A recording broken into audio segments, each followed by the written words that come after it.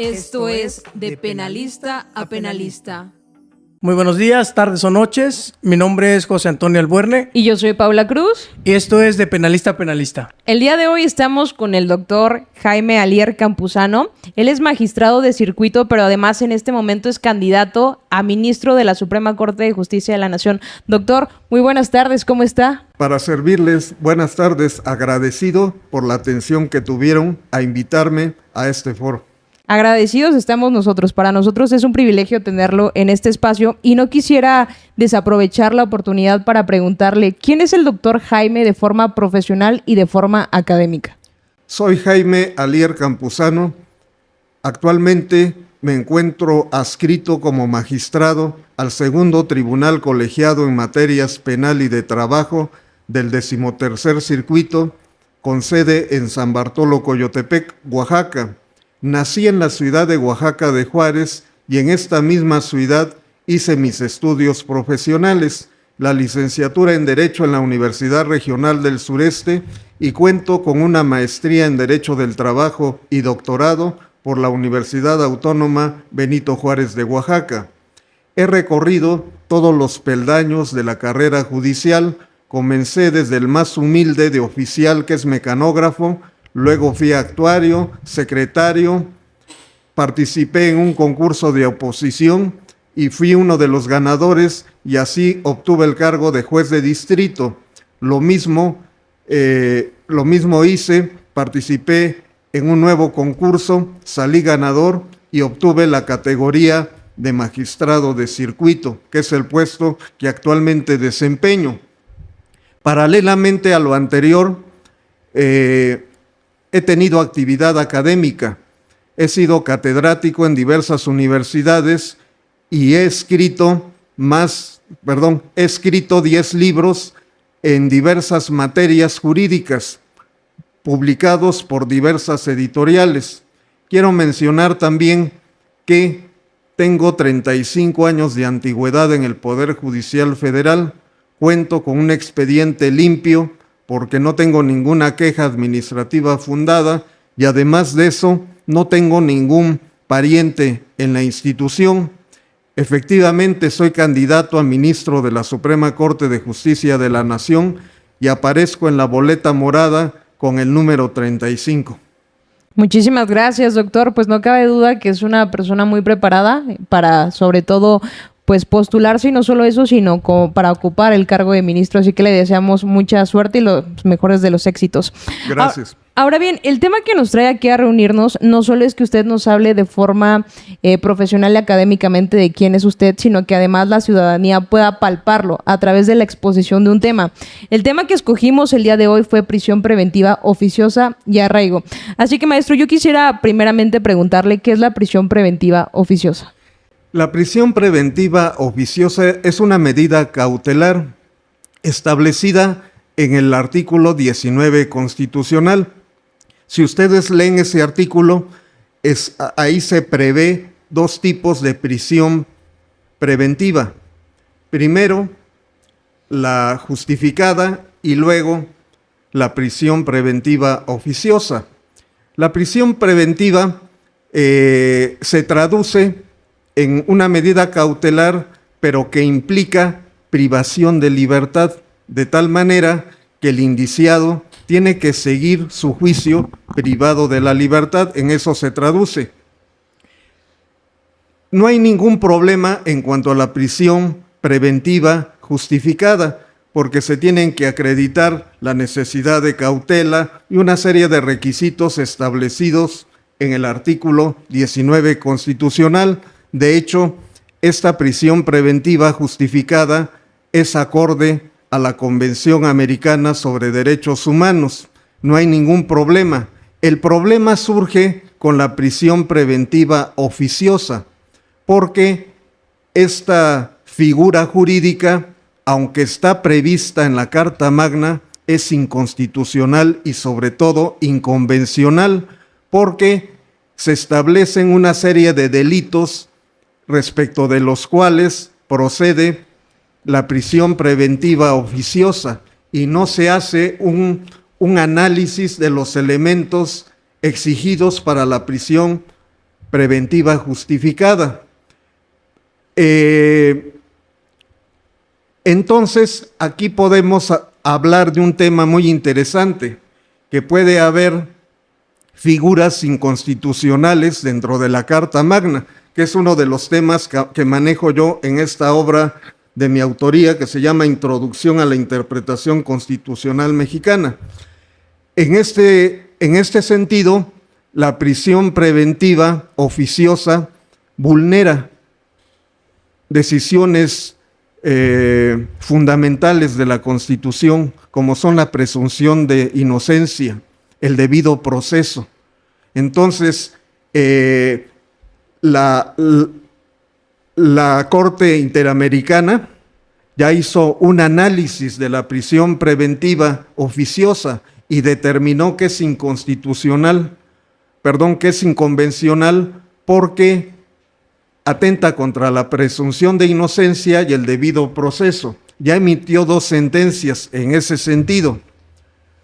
Ahora, en cuanto al arraigo, también es una figura que está prevista en el artículo 16 constitucional, que también es una medida cautelar en la cual el indiciado prácticamente va a estar privado de su libertad en tanto que la autoridad ministerial va a investigar. Entonces, también es una figura que atenta contra los derechos humanos porque no se puede detener a una persona para investigarla. También la Corte Interamericana declaró esta figura como inconvencional.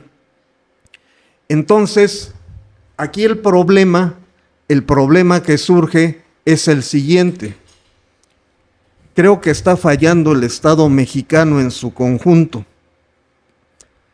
Y lo digo por lo siguiente.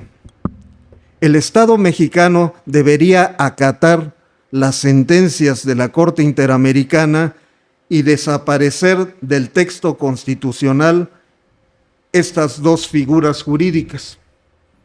Pero lejos de eso, lo que hizo el Estado mexicano es incrementar el número de delitos respecto de los cuales procede la prisión preventiva oficiosa. Entonces, es un desacato flagrante el que está haciendo el Estado mexicano. Ahora, en el tribunal hemos tenido asuntos de este tipo, en el tribunal donde laboro, y nos tienen atados de manos. Voy a explicarme. Existe una jurisprudencia de la Suprema Corte de Justicia de la Nación que emana del Pleno y que es de carácter obligatorio para todo juzgador, en el sentido de que cuando existen restricciones expresas en la Constitución, esas restricciones deben prevalecer sobre los tratados internacionales. Yo hice un estudio en la obra que mencioné y considero que es un error jurídico. Yo creo que, y lo digo con todo respeto, a título personal, la jurisprudencia la tengo yo que acatar porque es una obligación para todo juzgador, pero a título personal yo no estoy de acuerdo con la misma, porque ya hubo un caso en Chile que le tocó conocer a la Corte Interamericana. Allí en la Constitución chilena existía una previa censura que atentaba contra la libertad de libre pensamiento, de manifestación de ideas. Y fue el caso de La Última Tentación de Cristo, que fue una película en donde la Iglesia Católica se sintió afectada por esa película. Entonces, se prohibió en ese país la exhibición de la película. Con motivo de eso, se promovieron los recursos legales correspondientes y el asunto llegó a la Corte Interamericana. Entonces, la Corte Interamericana declaró inconvencional la censura, ¿no? Sí, el precepto constitucional chileno y obligó al Estado chileno a quitar ese precepto dentro del texto constitucional. Entonces, yo como juzgador pues tengo que, porque en materia de prisión preventiva oficiosa hay dos regiones, la región sur de los plenos de circuito, la región sur y la región norte. Entonces, la región sur lo que considera es que se siga aplicando la prisión preventiva oficiosa, que no cabe hacer ninguna, se tiene que acatar la Constitución, y en esos delitos en los que opera la prisión preventiva oficiosa debe seguirse el procedimiento estando el indiciado privado de su libertad. Y lo contrario dice el otro pleno, el de la zona norte. Sin embargo, hay una jurisprudencia superior a las dos, que es la que le menciono, en donde el Pleno de la Corte establece que cuando existan restricciones expresas en la Constitución, estas restricciones deben de prevalecer sobre los tratados internacionales. Pero creo yo, y lo he dicho tanto en mi libro como en otros foros, que ese criterio del Pleno es equivocado. ¿Por qué? Porque en materia de convencionalidad debe de estarse siempre a la interpretación más favorable a la persona. Entonces, en este caso, pues creo que es más favorable al indiciado, en este caso, la interpretación de la Corte Interamericana. Así es, doctor. Yo creo que hay que partir de la reforma del 2011 en materia de derechos humanos, donde el artículo 1 se reforma, y de esta protección en el sentido de que las personas que estén dentro del territorio mexicano no solo van a tener los derechos que la Constitución le otorgue, sino además los tratados internacionales.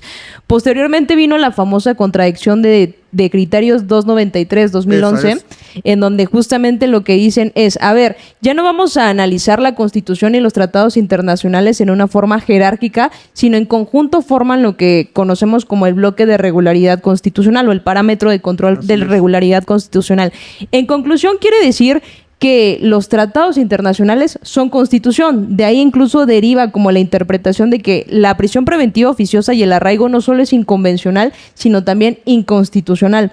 Ahora bien, yo creo que ahí hay un pequeño inconveniente porque, por ejemplo, nos habla de que cuando haya restricciones expresas vamos a estar a lo que dice la Constitución.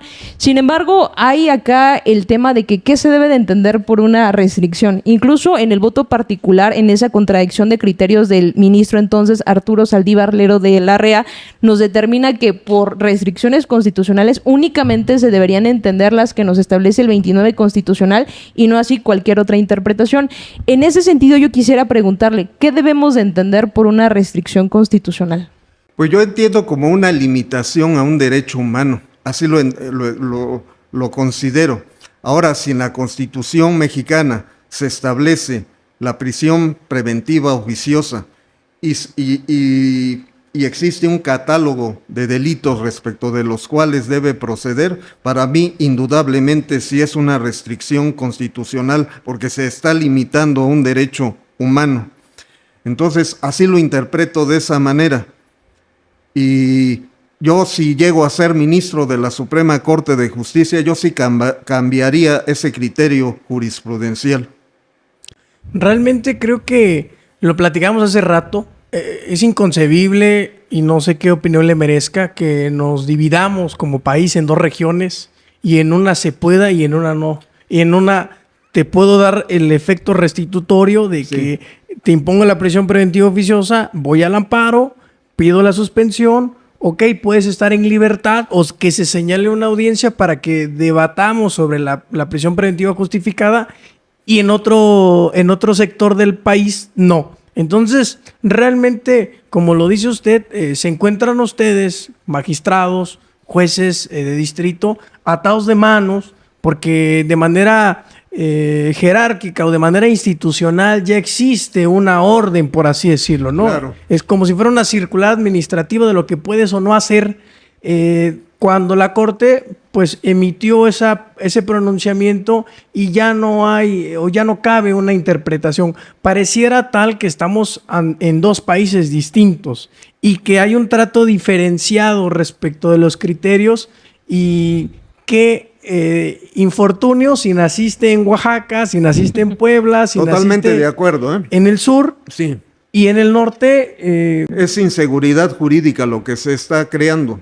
Pero yo creo que, por eso mencionaba yo que en su conjunto está fallando el Estado. En primer lugar, el Poder Judicial y en específico la Suprema Corte ya debe de dejar sin efecto esa jurisprudencia de las restricciones expresas y emitir un nuevo decreto. Bueno, pero también está fallando el Ejecutivo y el Legislativo, porque deberían acatar las sentencias de la Corte Interamericana, deberían eliminar del texto constitucional la prisión preventiva oficiosa y el arraigo, pero hacen lo contrario. En lugar de acatar la sentencia, aumentan los delitos de prisión preventiva oficiosa en el texto constitucional. Y no nos extrañe, si esa es la tendencia, no nos extrañe que en un futuro inmediato se salga el Estado mexicano de la convención, porque ojalá no pase, ¿no? Sí. Claro. Pero así como estoy viendo las cosas de que lejos de acatar las sentencias de la Corte, hace todo lo contrario, pues yo creo que la tendencia va en el sentido de que se salga de la OEA. Claro, es una afrenta, perdón, Pau. Claro. Yo nada más quiero decir que es una afrenta porque, como ya lo habíamos visto en esta reforma del 31 de diciembre, que fue un regalo de Año Nuevo del 2025, Sí. donde incluso se pone esta porción normativa en donde dice ya no ha lugar a una interpretación análoga, a una interpretación conforme, a una interpretación pro persona.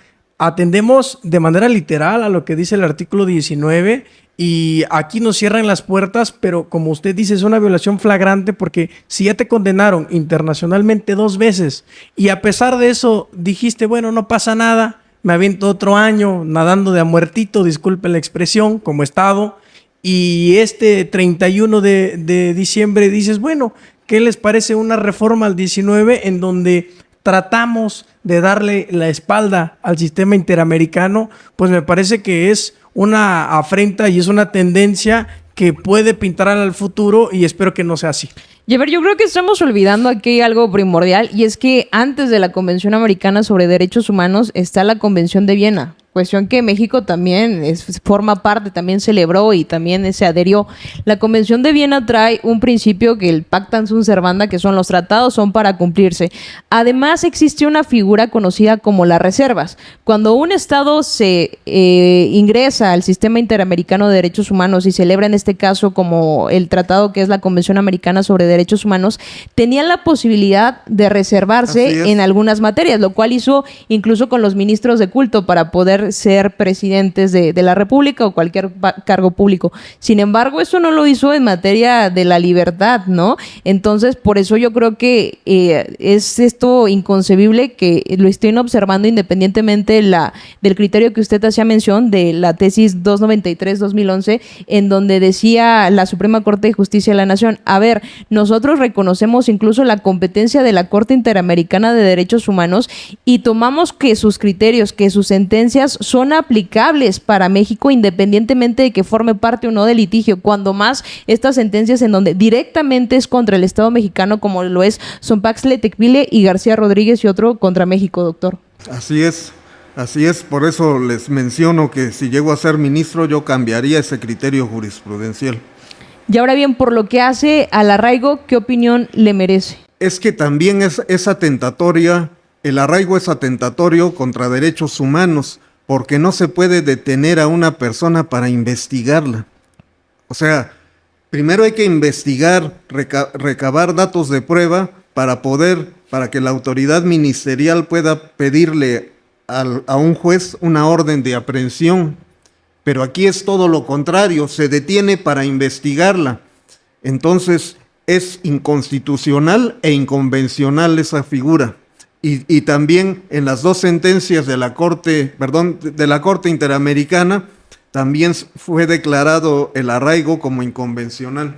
Ahora bien, en materia de arraigo, ¿es admitible o admisible, mejor dicho, en materia de amparo una suspensión con efectos restitutorios en el arraigo o no?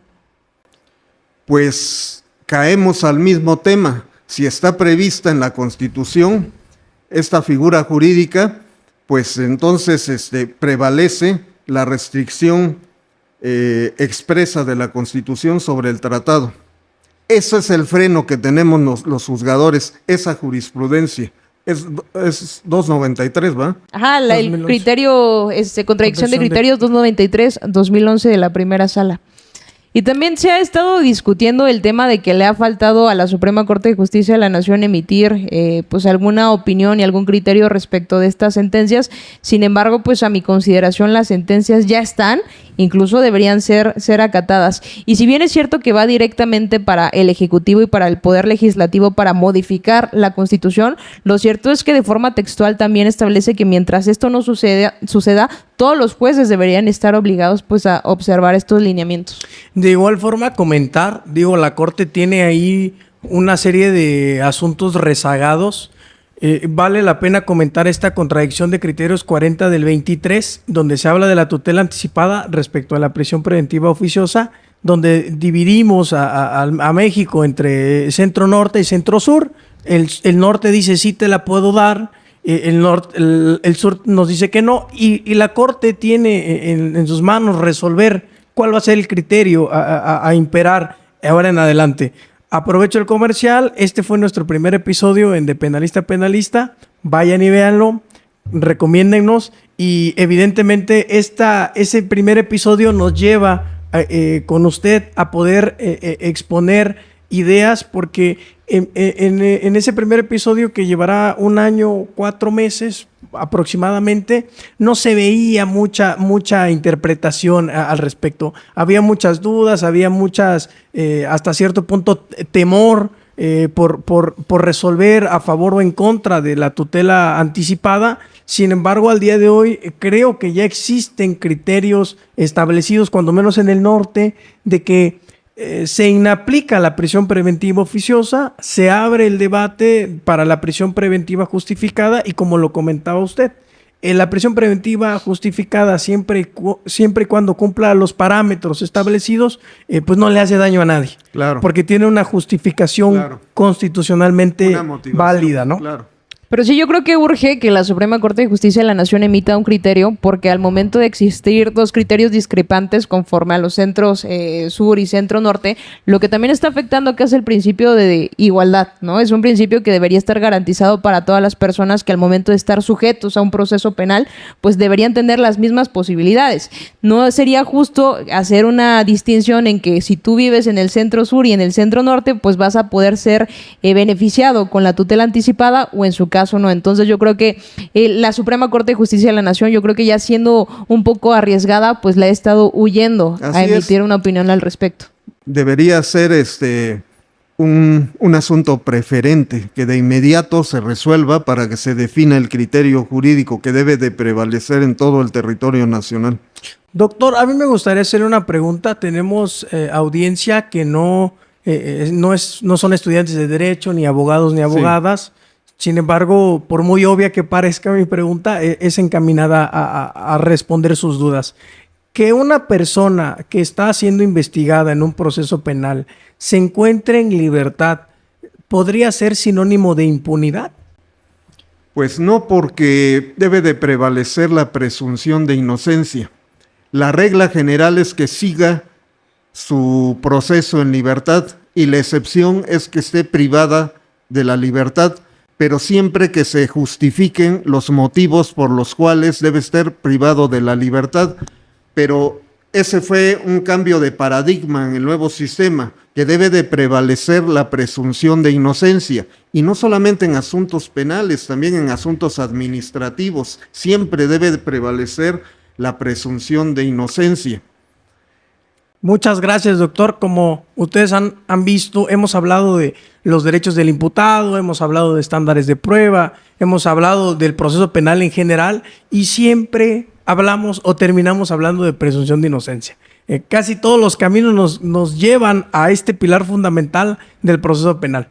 Yo nada más quisiera como reforzar la idea de que no se trata de impunidad porque la prisión preventiva oficiosa es que por el simple hecho de que a ti te hayan vinculado a proceso y que la clasificación jurídica sea de las previstas en el 19 constitucional, de forma automática vas a estar privado de tu libertad. Sin embargo, la prisión preventiva justificada no es sinónimo de impunidad. Lo que requiere es una mayor labor investigativa por parte de la representación social para poder justificar en primer momento la existencia de un riesgo, como cual pues el peligro de sustracción, el peligro para la víctima, los testigos, incluso para la comunidad, o el peligro que es entorpecer la investigación, que a mí se me hace un poco excesivo este tipo de peligro. ¿Por qué? Porque estamos hablando de que es la fiscalía quien tiene pues cada sí todo el poder y todos los recursos para que venga a decir que un imputado pues pueda poner en riesgo la investigación. Ahora yo quisiera hacerle una pregunta. En materia de riesgos procesales, ¿qué opinión le merece? Porque también es conocido que para algunos criterios de la Corte Interamericana de Derechos Humanos, incluso para el artículo 7 de la Convención Americana, pues únicamente admite como riesgos convencionalmente válidos pues el peligro de la sustracción, pero no así el peligro pues para la víctima. No, pues debe de ponderarse la situación de la víctima, ¿no? Claro. Porque, por ejemplo, violencia intrafamiliar, deben de tomarse las medidas cautelares que eviten tener un contacto el agresor con la víctima. Entonces, debe de valorarse la situación de la víctima para poder determinar una medida cautelar. Por ejemplo, uno de los requisitos que se establecen para la prisión preventiva es que el indiciado sea un peligro para la sociedad.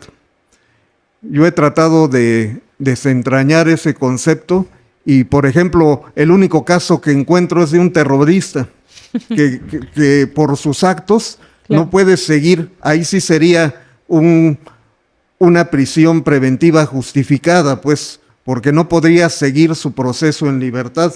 Pero es el único caso que he encontrado, porque, por ejemplo, hay muchos delitos patrimoniales. ¿Qué caso tiene que el indiciado se encuentre privado de la libertad si puede garantizar de alguna manera el perjuicio patrimonial? Entonces, aquí tiene que tener mucho talento el juzgador para imponer una medida cautelar que sea congruente con la conducta que se le imputa al indiciado. Doctor, a mí me gustaría hacerle una pregunta. La maestra Paula y yo hemos platicado mucho de este tema. Nos apasiona, pero a la vez nos enoja porque en la práctica lo viví recientemente. Yo se lo comenté a la maestra. Cuando hace 4 o 5 años estaba el sistema y después vino Sonpaxle Tecpile García Rodríguez, pues de manera material, más no jurídica, se dejó de imponer la prisión preventiva oficiosa. Como que empezó ese razonamiento, esta libertad de conciencia, por así decirlo, y creo que todos los juzgadores del Poder Judicial Federal y magistrados, pues estaban ya en esa idea, ¿no? Ya no vamos a imponer la prisión preventiva oficiosa, lo vamos a hacer con el control de convencionalidad, ya no la vamos a aplicar, solo la justificada. Viene esta desafortunada reforma y es un retroceso porque antes, por muy que estuviera en el catálogo de prisión preventiva oficiosa, ya no la pedía el agente del Ministerio Público. Pero recién en este año nuevo, en este regalo de año nuevo, pues sencillamente el Ministerio Público decía, y supongo que usted lo habrá visto en estos asuntos que usted resuelve, solicito la prisión preventiva oficiosa porque el asunto es homicidio calificado y como viene en el 19, que se imponga algo que manifestar, pues uno como defensor tiene que hacer su trabajo, pero el juzgador al final de cuentas dice, bueno, pues es que está en la Constitución, no se ha cambiado en la Constitución, no se ha legislado, eso ya no es mi problema y te impongo. Es un retroceso material Totalmente que hemos experimentado. Y mi pregunta es, esa es una conclusión a título personal. ¿Usted considera que atiende a la incapacidad del Estado mexicano en sus 3 poderes de poder contener, cuando menos, a las personas que sí puedan ser un peligro potencial para la víctima, para la comunidad, para los testigos, para la investigación en general? ¿Usted cree que por ¿por justos pagan pecadores? Perdón, ¿por pecadores pagan justos? ¿O cómo se dice? Sí, pero yo creo que la solución la tiene el Estado mexicano en su conjunto. En primer lugar, debe de desaparecer ese criterio jurisprudencial 293, 2011, ¿no? Así es, doctor. Entonces, esa es la parte que le corresponde al Poder Judicial. En cuanto al Poder Ejecutivo y al Legislativo, creo que le corresponde eliminar del texto constitucional la prisión preventiva oficiosa y el arraigo, acatar las sentencias. Si eso sucediera, va a cambiar totalmente la ideología en materia de prisión preventiva y del arraigo.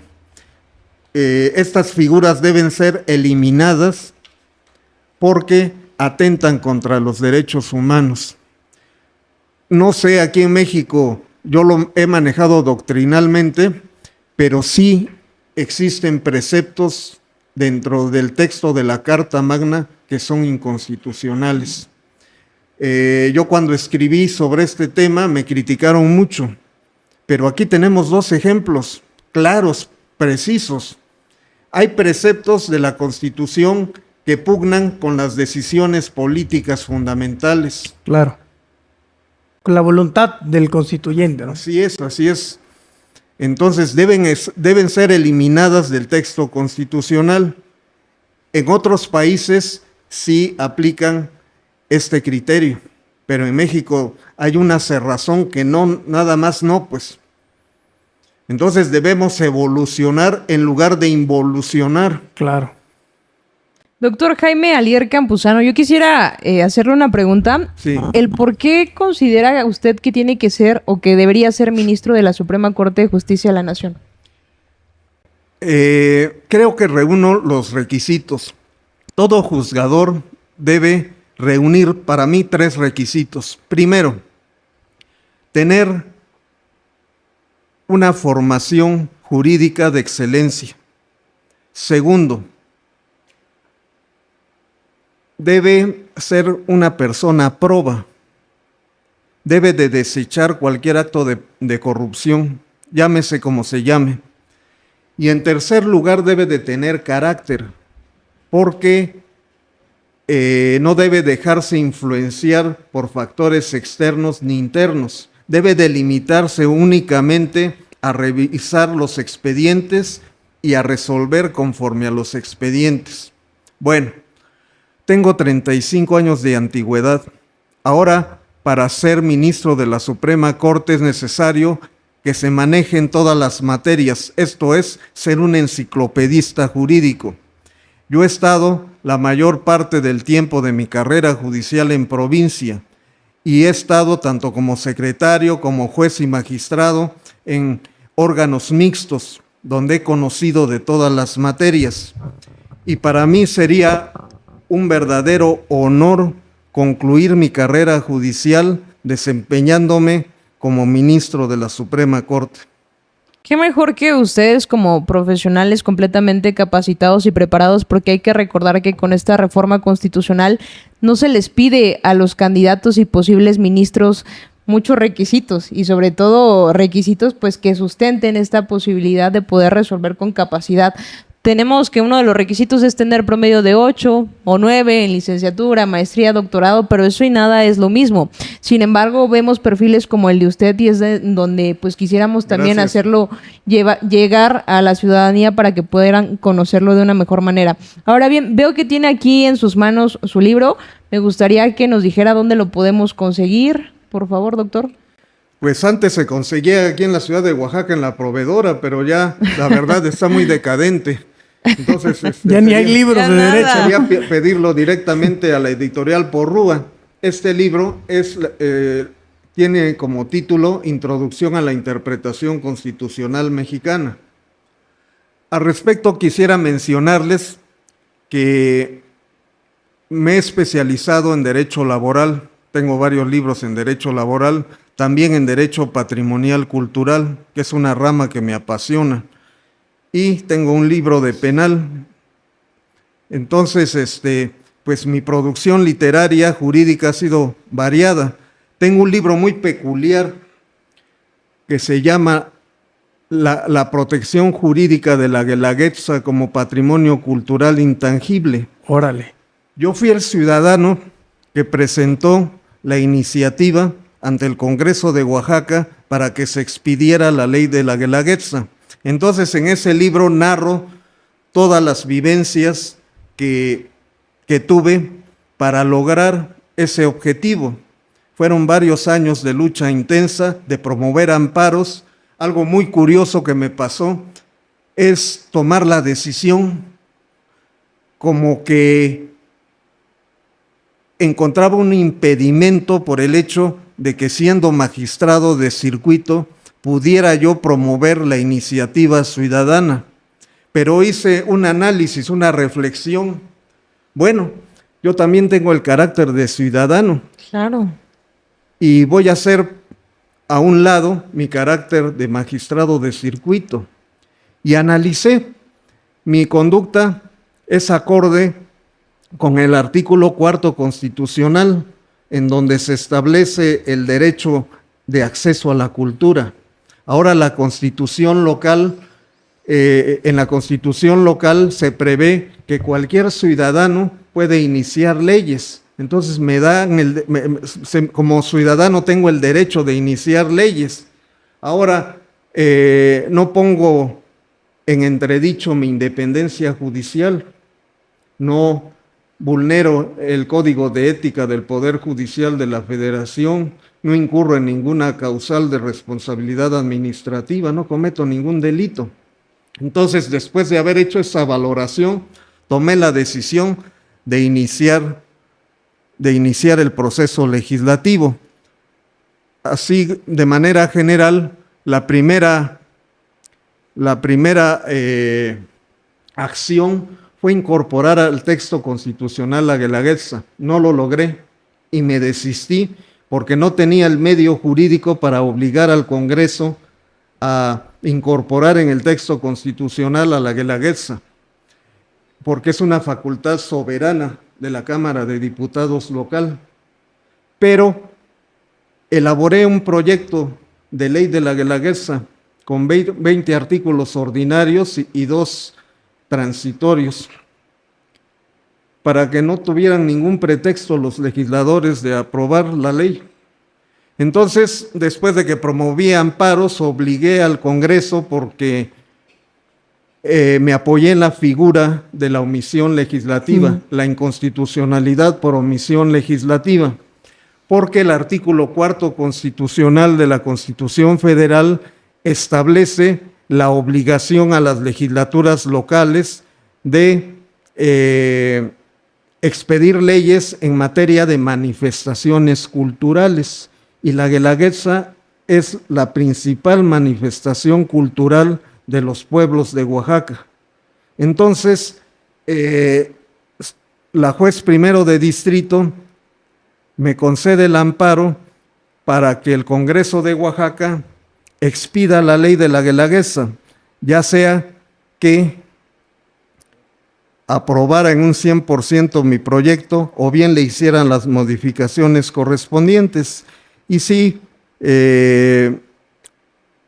hubo modificaciones a mi proyecto, pero finalmente se expidió la ley de la Guelaguetza. Entonces, toda esa historia la narro en ese libro, en donde se conjugan las cuestiones culturales con las cuestiones jurídicas. Qué bonita historia, la verdad.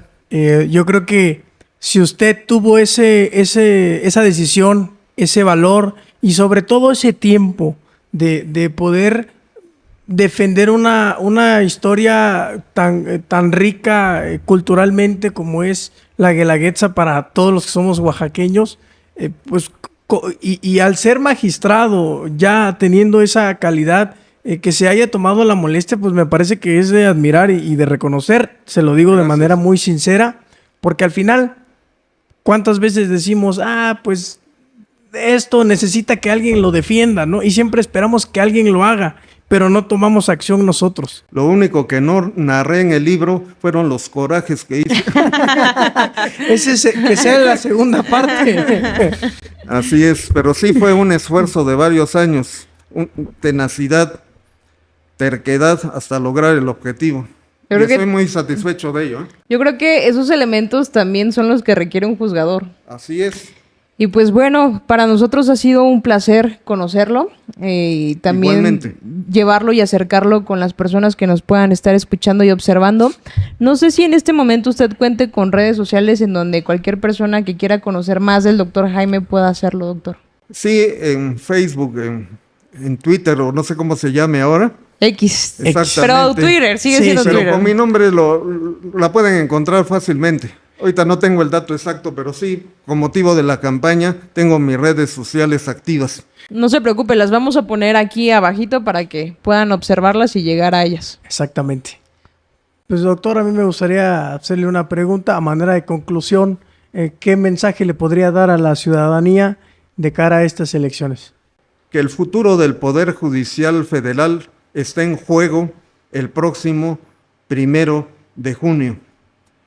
Se requiere que todos los ciudadanos emitan un voto responsable, un voto racional, libre, secreto, y que antes de emitir su sufragio revisen los currículums de cada candidato y voten por el que consideren más preparado, pues existe el riesgo fundado de que quien gane sea el más simpático, el que hace más ocurrencias en las redes sociales o bien una persona infiltrada de la delincuencia organizada. De mi parte, yo les ofrezco seriedad, unas propuestas que están apoyadas en mi experiencia de 35 años de servicio. Entonces, ojalá voten por mí, yo no los voy a defraudar. Reitero que aparezco en la boleta morada, de color morado, con el número 35. Pues muchas gracias, doctor. Y esto fue De Penalista a Penalista. Esto es De Penalista a Penalista.